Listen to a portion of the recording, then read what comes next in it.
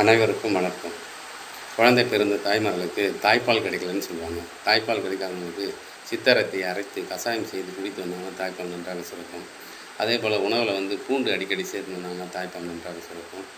அதேபோல் அதிமதுரை பொடி ஒரு ஸ்பூன் எடுத்து சுடப்பாலில் ஒரு டம்ளர் பாலில் குடிச்சுட்டு வந்தாங்கன்னா நன்றாக பால் சுரக்கும். அதேபோல் கரும்பு ஜூஸ் அடிக்கடி குடிச்சுட்டு வந்தாங்கன்னா அந்த தாய்ப்பால் நன்றாக சுரக்கும் தாய்மார்களுக்கு. அதேபோல் அம்மன் பச்சரிசி தண்ணீர் விட்டாங்க கிடங்கு இது ரெண்டையும் சம அளவு எடுத்து பவுட்ரு ஒரு சுடப்பால் ஒரு டம்ளர் பாலில் டெய்லி குடிச்சுட்டு வந்தாங்கன்னா நன்றாக பால் சுரக்கும். அதே போல் பிள்ளை பெற்ற தாய்மார்களுக்கு பால் கட்டிக்கிச்சின்னு சொல்லுவாங்க. குழந்தை பால் குடிக்காமல் இருக்கும், 1.5 வயசு ஆச்சுன்னா பால் மறந்துடும், பால் கட்டிக்கிச்சு ஜுரம் வருதுன்னுவாங்க.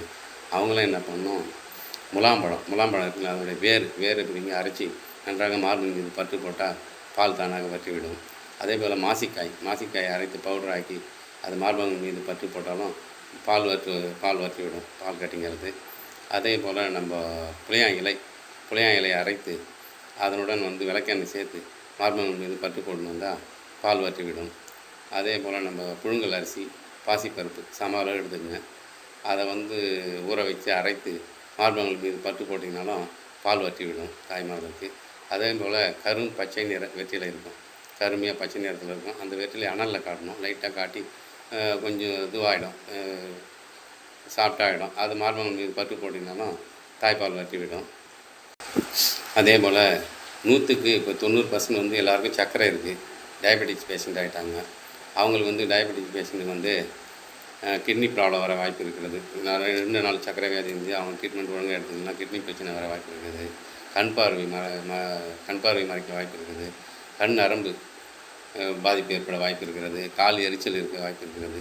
இதெல்லாம் குணமாகணும்னா ஒரு இளநீர் எடுத்துக்கங்க, கண்ணை திறந்துட்டு தேட்டங்கொட்டை பவுட்ரு ஒரு ஸ்பூன் போட்டு மூடி வச்சுருங்க. காலையில் எழுந்துச்சி வெறும் வயிற்றில் குடிச்சிட்டு வாங்க.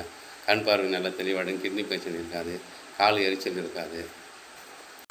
அதே போல் சர்க்கரை வியாதி இருக்கிறவங்க ஃபுல்லாக அடிக்கடி நம்ம கருவேப்பிலை சாப்பிடுவாங்க, ஊறுகாய் சாப்பிடுங்க, இல்லை ஜூஸ் மாதிரி குடிங்க. அதேமாதிரி வெண்டைக்காய் நைட்டில் ஊற வச்சு காலையில் அந்த தண்ணியை குடிங்க, வெண்டைக்காய் சாப்பிடுங்க. அதே மாதிரி வெந்தயம் நைட்டில் ஊற வச்சு காலையில் எழுந்துச்சி குடிங்க, வெறும் வயிற்றில் சர்க்கரை கண்ட்ரோலுக்கு வரும். அதே போல் வில்வ இலை கூட்டு மருந்தாக சொல்கிறாங்க சில பேர். வெந்தயம், வில்வ இலை, நம்ம நாவல்கொட்டை பவுட்ரு, ஆவாரம்பூ பவுட்ரு, ஒரு நம்ம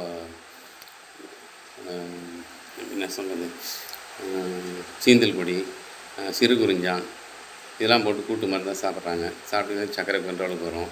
அதே போல் நம்ம சேனலை சப்ஸ்கிரைப் பண்ணுங்கள். சப்ஸ்கிரைப் பண்ணிங்கன்னா இன்னும் சில மருத்துவ குறிப்புகளோடு உங்களை சந்திக்கிறேன். நன்றி, வணக்கம்.